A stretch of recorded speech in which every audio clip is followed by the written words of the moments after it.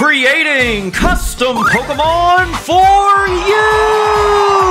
Welcome back, everyone, to the show where we select lucky commenters to spin a series of random wheels that give us factors for a Pokémon that we then create just for you. It's gonna be a super fun episode today, y'all. We have 4 amazing custom Pokémon as always, but before we get started, I did just want to remind you of a couple things. First off, if you end up liking today's episode, make sure to hit the like button and subscribe so you don't miss the next episode. And of course, if you want a custom Pokemon for yourself, all you have to do is leave a comment under this video. You don't even have to ask for one specifically, just leave any sort of comment and you'll be part of the random selection. That's right, everybody who gets a custom Pokemon is just randomly selected from the comments. It's just the most fair that way, but it also makes it way more important to subscribe with the notification bell turned on, because if you got a custom Pokemon but you never even saw the episode, you would never know that you got one, which would be an absolute tragedy. Don't let it happen to you. Subscribe now. And without further ado, let's get into the first Pokemon. And this one will be for I'm a Superstar 7855. So alright, Superstar, let's start by getting the power level of your Pokemon, and you are going to be a legendary, just barely there at the end, but that is awesome. Now, legendary Pokemon usually don't evolve, but we do still spin this wheel where you have a very small chance to, but you didn't get any. Now, let's see what typing this legendary Pokemon's going to be. Your first type is the Rock type. That is actually one of my favorite types of all time, so that is good. And Rock Psychic type. That's interesting. And the last step, before we see what this legend looks like, let's see what its X factor is, and it is a corrupted form, a corrupted legendary. I think that might be the first one. That is really cool.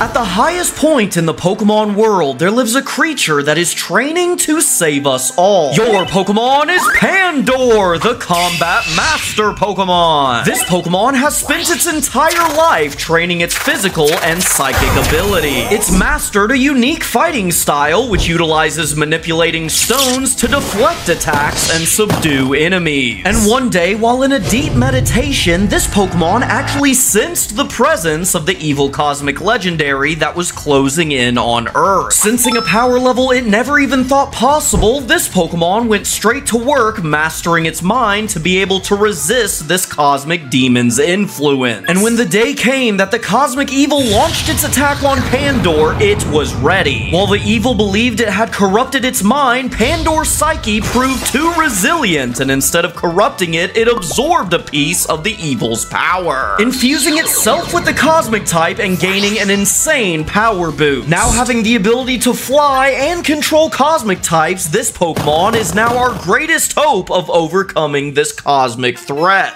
And that's gonna do it for today's first Pokemon. This one wound up having a pretty in-depth backstory. Hopefully y'all enjoyed that. It was drawn by Devessa Illustrations on Instagram, so make sure to go check them out. And for the shiny, I went with this green color to look like Jade Stone. For the first Pokemon of the episode, this one was definitely pretty epic, but now let's get into the second Pokemon. And this one will be for Dr. J. Glad y'all like watching my video. So alright, Doctor, let's start by getting the power level of your Pokemon, and you are going to be regular. Nothing wrong with that. Now let's see how many times your Pokemon can evolve, and you are going to get the Split Evolution. That is actually one of the rarest things you can get, so that is super awesome. Now let's see what typing this Split Evolution Pokemon's going to be. The first type is the Bug type. That's good. I think that's a pretty underrated type myself. And Bug Dragon type, that's actually really cool because that typing doesn't exist in real Pokemon, so we're making something new. And the last step, before we see which Pokemon looks like, let's see if it has an X factor, and none this time.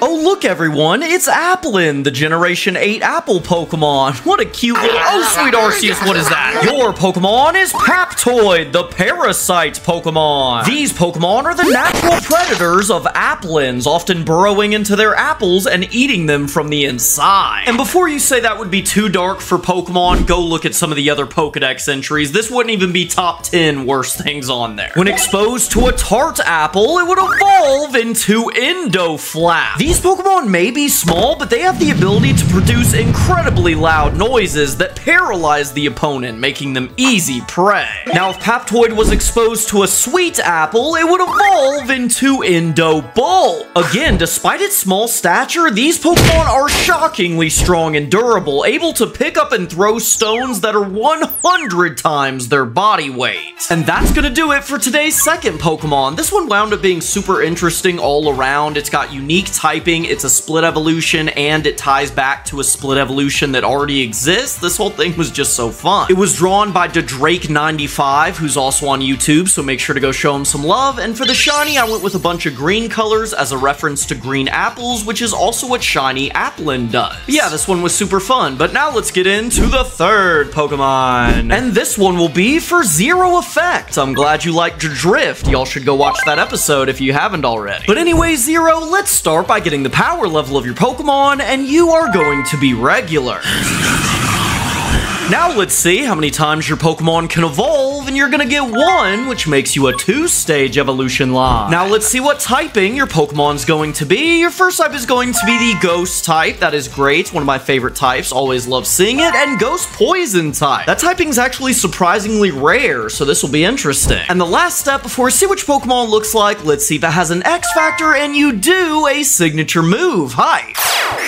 In the Pokemon world, pollution isn't really a big problem, and it's mostly thanks to this creature. Your Pokemon is Nimwhisk, the Acid Cloud Pokemon. These Pokemon can often be found near large cities and factories that produce lots of fumes. And they actually eat these fumes, absorbing them into their body and removing them from the atmosphere. And before you say, wow, this Pokemon is super wholesome, hold your Ponyta. Because after this Pokemon digests the toxic fumes, it secretes them from its body in the form of highly acidic rain. And because of this, their presence is highly dangerous, and they're actually a big reason why most cities in the Pokemon world have gone completely green. I mean, it's a pretty good incentive. Go green, get rid of the acid rain cloud demons in your city. It's pretty worth it. Upon reaching level 27, it would evolve into Overgas. These Pokemon are said to only form in the worst of polluted areas and are extremely dangerous, constantly raining down destruction on all those below. Its signature move, Acidic Downpour, can only be activated in the rain. And upon activation, this move deals 65 poison damage to both enemies and has a 100% chance to poison them. And that's gonna do it for today's third Pokemon. With this one, I was honestly super impressed with myself for the name that I came up with, Overgassed. That's a banger, come on. It was drawn by DragoBoy1 on Instagram. Make sure to go check him out. And for the shiny, we went with this bright yellow color to be a reference to sulfur, which I thought was pretty cool. But now let's get into the fourth Pokemon. And this one will be for Nora. Awesome to hear that this is the highlight of your day. So alright, Nora, let's start by getting the power level of your Pokemon, and you're going to be a starter Pokemon. That is awesome. It has been forever since we got one of those. And it means that now we'll spin this wheel to see which of the 3 main types this starter Pokemon's going to be, and it is a fire type starter, my personal favorite. Now, real quick, if you've been watching the series for a while, you might know that we do already have a fire type starter, but if y'all didn't notice, we have so many designs that not all of them will probably make it into the game. Eventually, there will be some sort of voting process, I'm assuming. And by the time that happens, we'll probably have multiple different starters for every type, and it'll be cool because we'll get to vote on which ones are the best, and those will be the main starter. And yes, I did say main starters because any starter we make will go into the game. It might just have to be available through like a secret menu or something like that. Basically, I just don't want to get rid of the starter power level just because we have starters. Hopefully that makes sense, but let's get back into this. And now we need to see what secondary typing your Pokemon will have. It'd be pretty boring if we just left it pure fire type, and fire ground type is actually really cool. There's never been a fire ground type starter until now.